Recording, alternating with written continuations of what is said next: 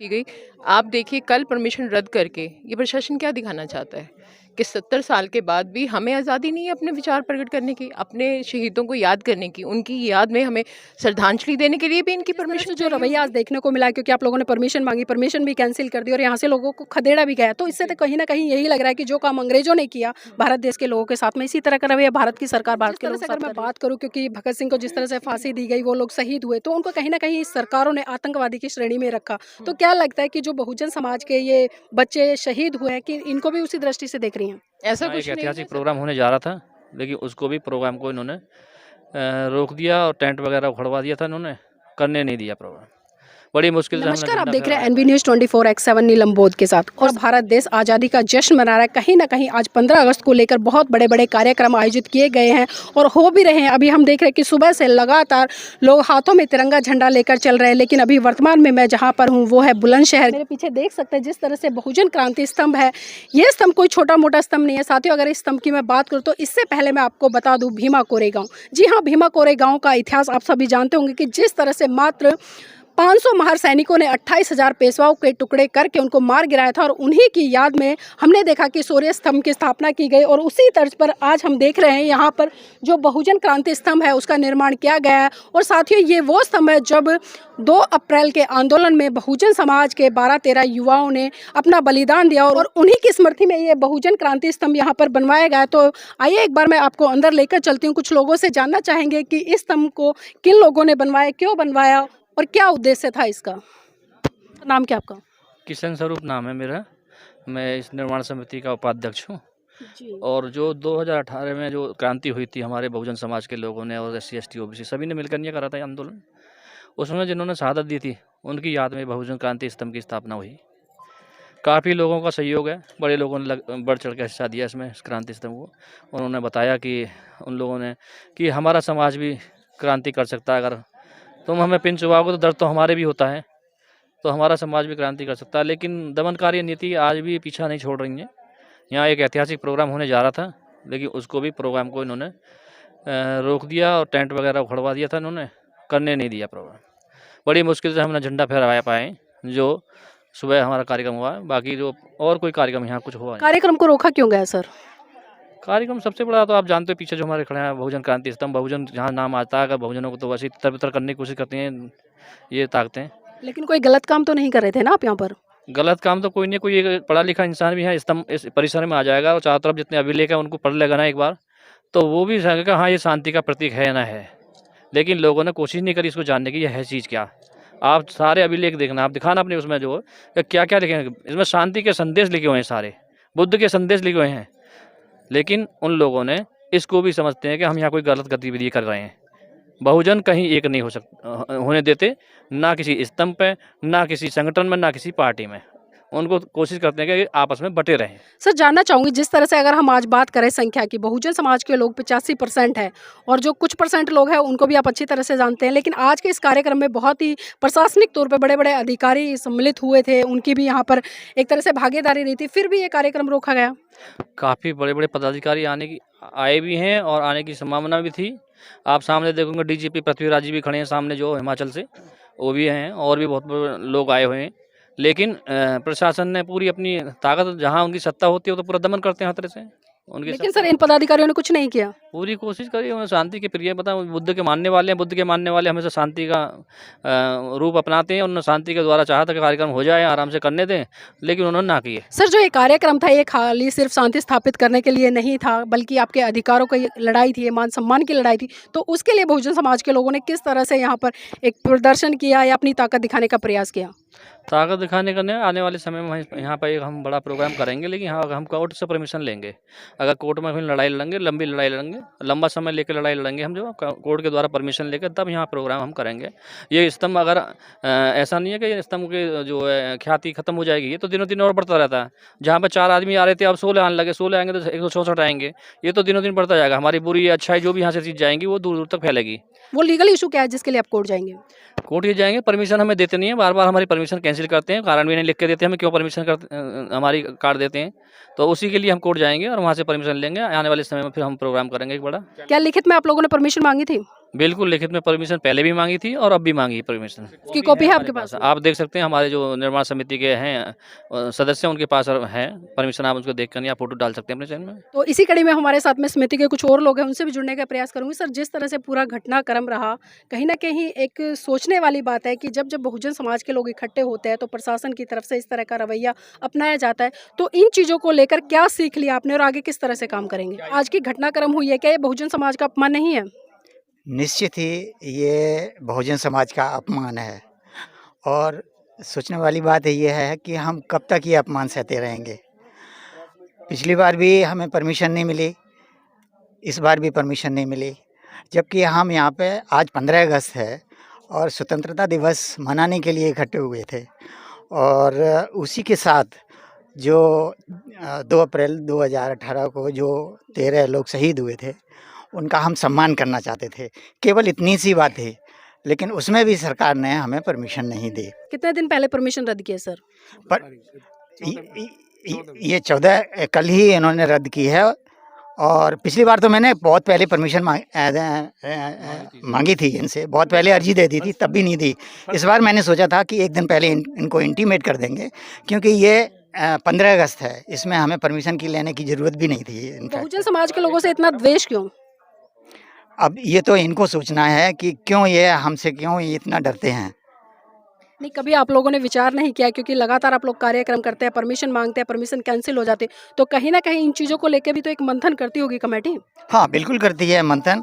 हम सोचते हैं कि हमें परमिशन मिल जाएगी, हम ये आशा उम्मीद लगा के हम रहते हैं कि हमें परमिशन मिल जाएगी, लेकिन ऐसा हो नहीं पाता है। लेकिन सर, उम्मीदें कब तक लगाएंगे, क्योंकि बाबा साहब ने कहा था कि जुल्म करने वाले से ज़्यादा दोषी जुल्म को सहने वाला होता है। हाँ, बिल्कुल, जुल्म करने वाले से जुल्म सहने वाला ज़्यादा दोषी होता है।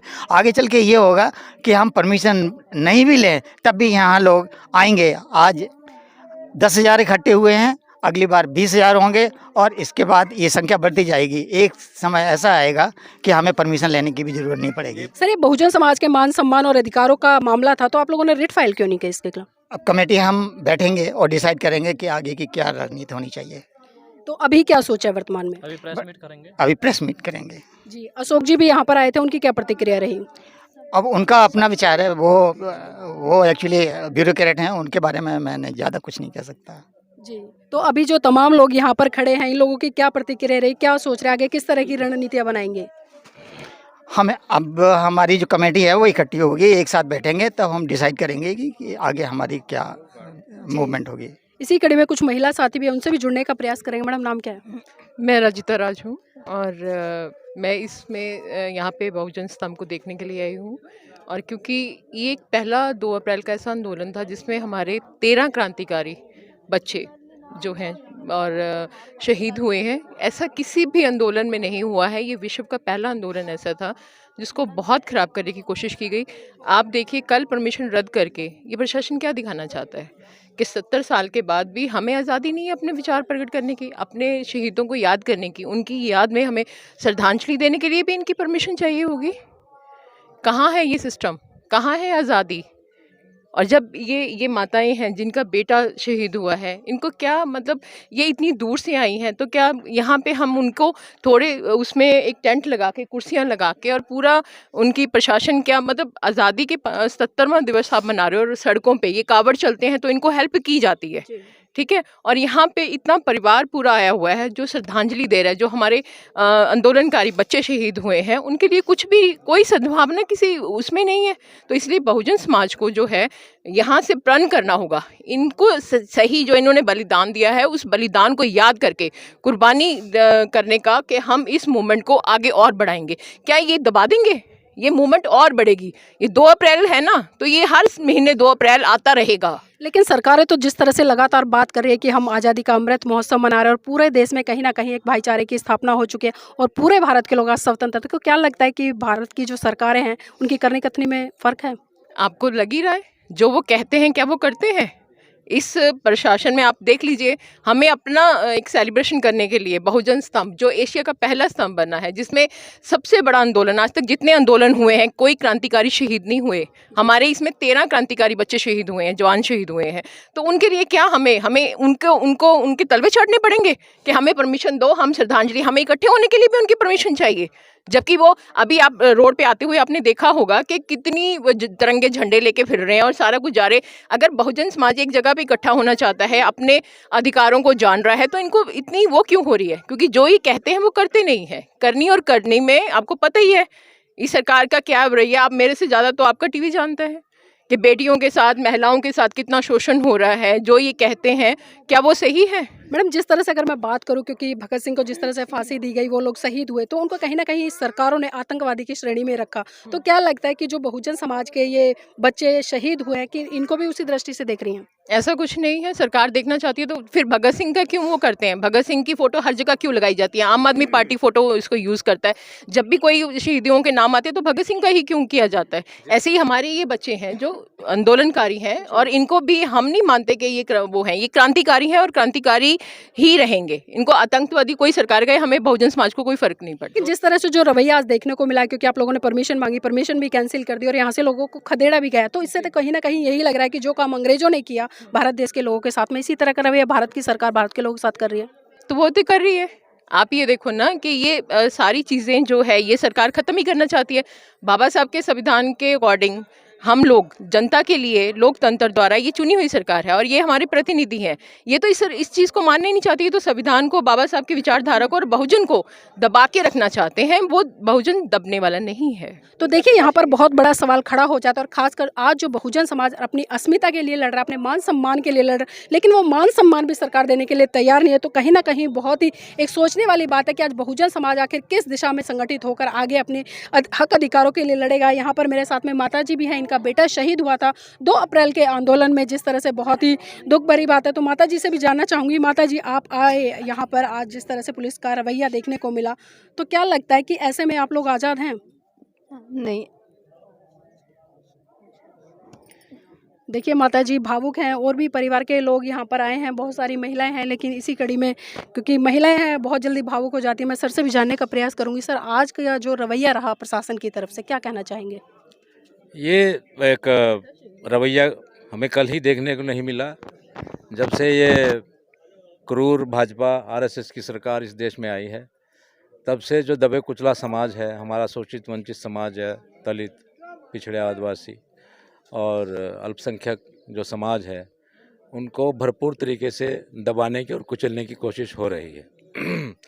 ये एक विचारधारा है जो कि हज़ारों वर्ष पुरानी है, जो कि एक अनडेमोक्रेटिक है, अप्रजातांत्रिक विचारधारा है, कैटेगराइज्ड विचारधारा है, जिसमें कुछ लोगों को ऊपर रखा गया है, कुछ लोगों को सबसे नीचे रखा गया है। उसी मानसिकता का ये परिणाम है कि जब तक हम उस मानसिकता को आगे नहीं बढ़ाएंगे, तब तक इतना बड़ा जो समाज है, इनको मजदूर, गरीब बनाकर कैसे रखेंगे। सर, जिस तरह से बाबा साहब ने, चाहे मैं वर्ण व्यवस्था की बात करूँ या जो भी आपने पायदान गिनाए हैं उनकी बात करूँ, अगर इन सब से मुक्ति पानी है तो बहुजन समाज को लगता है नहीं कि आज बुद्धिज़्म की तरफ बढ़ना चाहिए? बहुजन समाज को बुद्धिज़्म की तरफ बिल्कुल बढ़ना चाहिए, लेकिन बहुजन समाज को एक अपने आप को एजुकेट करने की भी ज़रूरत है, अपने आप को आर्थिक रूप से संपन्न करने की भी ज़रूरत है, और अपने आप को सामाजिक और राजनीतिक आंदोलन में भरपूर तरह से शामिल होने की ज़रूरत है। दुर्भाग्यवश हमारा जो सामाजिक आंदोलन है वो तो बहुत सी संस्थाएं हमारी चला रही हैं, लेकिन हमारा जो राजनीतिक आंदोलन है, जो हमारी राजनीतिक सत्ता की लड़ाई है, जिसके लिए बाबा साहब और साहब कांशीराम उसके बाद संघर्ष करते रहे, वो कहीं शिथिल पड़ती नज़र आ रही है। वजह कुछ भी हो, हम किसी को ये नहीं कहेंगे कि इसका कसूर है, उसका कसूर है, लेकिन जो बहुजन राजनीतिक आंदोलन है वो शिथिल पड़ता हुआ नज़र आ रहा है, और हमें सत्ता का जो हमारा लक्ष्य था वो धूमिल होता हुआ नज़र आ रहा है। सर, जो ये आंदोलन अभी रुकता जा रहा है, धीमा पड़ा है, तो इसके लिए क्या लगता नहीं है जो बुद्धिजीवी समाज का वर्ग है वो जिम्मेदार है? नहीं, किसी एक वर्ग को हम ये बुद्धिजीवी वर्ग को या किसी एक वर्ग को जिम्मेदार नहीं ठहरा सकते। जिन लोगों के ऊपर समाज को संगठित करने की और समाज को संगठित करके साहब कांशीराम और बाबा साहब अम्बेडकर के सपनों को पूरा करने की जिम्मेवारी है, जिनके कंधों पर है, ये जिम्मेवारी ज़्यादा उनकी है। समाज उनको एक एक लीडर के रूप में देखता है, जो भी हमारे नेता हैं, और अगर वो उस जिम्मेवारी को निभा नहीं पा रहे हैं तो फिर रास्ते से हट जाएं। लेकिन सर बहुत सारे बहुजन समाज के लोग ये शिकायत करते नजर आते हैं कि जो आज सरकारी कर्मचारी बन गए, अच्छे अच्छे पदों पर पहुंच गए, वो कहीं ना कहीं जो समाज का गरीब तबका है उससे अपने आप को अलग कर लेते हैं और अपना एक नया समाज बना लेते हैं। देखिए, साहब कांशीराम भी सरकारी कर्मचारी थे, मैं भी सरकारी कर्मचारी था, बाबा साहब भी सरकारी कर्मचारी थे। ये सब सरकारी कर्मचारी थे कि नहीं थे? इस बात को तो मानेंगे आप, हैं? तो ये कोई किसी के माथे पर नहीं लिखा हुआ है कि वो सरकारी कर्मचारी है तो वो सामाजिक बहुजन समाज के सामाजिक या राजनीतिक आंदोलन में दिल से हिस्सा नहीं लेगा। ठीक है, कुछ लोगों को थोड़ा आराम की आदत पड़ जाती है, लेकिन साहब कांशीराम ने तो एक बाम सेब भी क्रिएट किया था। बाम सेब ने तो सारा उनका फाइनेंशियल खर्चा उठाया है, इतना बड़ा आंदोलन खड़ा किया, बहुजन समाज पार्टी को राष्ट्रीय पार्टी के रूप में लेकर आए। तो ऐसा नहीं है, ये सरकारी कर्मचारियों पे इस तरह का कोई एक पूरा एक तरफा इल्ज़ाम लगा देना अच्छी बात नहीं है। सरकारी कर्मचारी अपने ढंग से कंट्रीब्यूट भी करते हैं, उनकी कुछ सीमाएं भी हैं कानूनी, तो उसमें दायरे में रहकर भी वो कंट्रीब्यूट करते हैं, रिटायरमेंट के बाद भी वो करते हैं। बहुत से लोगों को मैं जानता हूं जिन्होंने अपनी संस्थाएं बनाकर वो बच्चों को एजुकेट करते हैं, कोई कोचिंग कैंप लगाते हैं, कुछ ना कुछ काम करते रहते हैं। परंतु ठीक है, और ज़्यादा सरकारी कर्मचारी जो रिटायर्ड हैं उनको आगे आने की ज़रूरत है और समाज में थोड़ा और काम करने की ज़रूरत है, ये मैं बात मानता हूँ। सर जाते जाते आखिरी सवाल लेना चाहूँगी बहुजन समाज के तमाम लोगों के लिए, क्योंकि आज तमाम लोग संगठन बनाकर काम कर रहे हैं, संस्थाएं बनाई हुई हैं, चाहे धर्म के नाम पे हो या सामाजिकता के नाम पर हो या बहुजन महान पुरुषों के नाम पर। उनको क्या संदेश देना चाहेंगे कि वो एक झंडे, एक डंडे, एक बैनर के नीचे आकर सत्ता के लिए संघर्ष करें? देखिए, जो आप जो आइडिया दे रहे हैं ना, ये यूटोपियन आइडिया है, एक आइडियलिस्टिक आइडिया है। ऐसे आइडियलिस्टिक आइडियाज़ जो हैं वो ग्राउंड पर अवतरित नहीं हो सकते हैं, क्योंकि हर आदमी का अपना सोचने का तरीका अलग है, हर आदमी की अपनी आइडियोलॉजी को फॉलो करने का तरीका अलग है, हर आदमी को बाबा साहब को समझने का तरीका अलग है, हर आदमी को कांशीराम जी को समझने का तरीका अलग है। हाँ, एक कॉमन मिनिमम प्रोग्राम बनाकर, कोई डिस्कशन करके, एक अच्छा एक प्लेटफार्म बनाकर अगर हम संगठित होकर एक राजनीतिक सत्ता की लड़ाई लड़ें तो हम जरूर कामयाब हो सकते हैं, और हमें ये करना चाहिए। तो हमारे साथ में यहाँ पर एक युवा साथी हैं, उनके भाई भी 2 अप्रैल के आंदोलन में शहीद हुए थे। उनसे भी जानना चाहूँगी आज जिस तरह से प्रशासन का रवैया रहा, क्योंकि एक तरफ तो भाई का गम और दूसरी तरफ प्रशासन का रवैया। ये तो पहले से प्रशासन का रवैया आप देख ही रहे हैं। 2 अप्रैल में भी आपने देखा है, SC/ST जो प्रोटेस्ट हुआ था उसमें जो हमारा दमन करने की कोशिश इन्होंने की, और उसमें के खिलाफ जैसे हमारा प्रोटेस्ट हुआ था, हम शांतिपूर्ण तरीके से अपना प्रोटेस्ट कर रहे थे। और मेरठ कचहरी बाहर के सामने बाबा साहब की प्रतिमा, वहाँ पर छोटे भाई को गोली लगी थी। उसके बाद भी आज उसमें ना तो उन्होंने किसी को पकड़ा है, ना कोई उसमें FIR लगा के बंद कर दिया केस को। उसके आज भी मैं चक्कर काट रहा हूँ कोर्ट के पर, लेकिन उसमें करने के लिए कुछ भी तैयार नहीं है। ये दमन करने पर लगे हुए हैं सब बहुजन समाज का। और आज बहुजन समाज जो इकट्ठा होना चाहता था, ये बहुजन समाज बहुजन क्रांति स्तंभ बनाया गया है, तो कहीं ना कहीं इनकी रणनीति है कि इनको दबाया जाए, इनका दमन किया जाए, कि ये ऊपर ना उभर पाएँ या अपने अधिकारों के बारे में जान ना पाएँ पूरा। और ये नए नए तरीके ला रहे हैं, अभी आप देख रहे हैं कि कुछ ना कुछ और नया कुछ करके मतलब दमन करना चाहते हैं पूरा, इनका यही है। जी, भाई क्या करता था आपका? भाई ट्रैक सूट सिलाई करता था, लोअर जो ट्रैक सूट वगैरह होते हैं वो सिलाई करते थे। हम दोनों भाई साथ में सिलाई करते थे, और मेरठ से लाना ले जाना काम वही होता था हमारा। तो उनके जाने के बाद घर परिवार पर आर्थिक रूप से कितना संकट आया है? उनके जाने के बाद में परिवार पर आर्थिक रूप से पूरा संकट है हमारे पास। साथ में ना तो कोई कमाई का साधन है या कुछ भी रहा, और जो इन्होंने आश्वासन दिया था उसमें भी इन्होंने सारा सब कुछ धोखा करा हमारे साथ में। उस समय इन्होंने कहा था कि नौकरी देंगे एक सरकारी और परिवार को, और वो भी सब कुछ इन्होंने ख़त्म कर दिया, कुछ भी नहीं उसका भी। और जो कहते हैं कि लाभ देंगे तो कुछ ना कुछ तुम्हें, वो भी कुछ नहीं दिया इन्होंने। सरकार की तरफ से कोई मुआवजा वगैरह कुछ नहीं मिला? सरकार की तरफ से कोई मुआवजा या कोई कुछ नहीं है।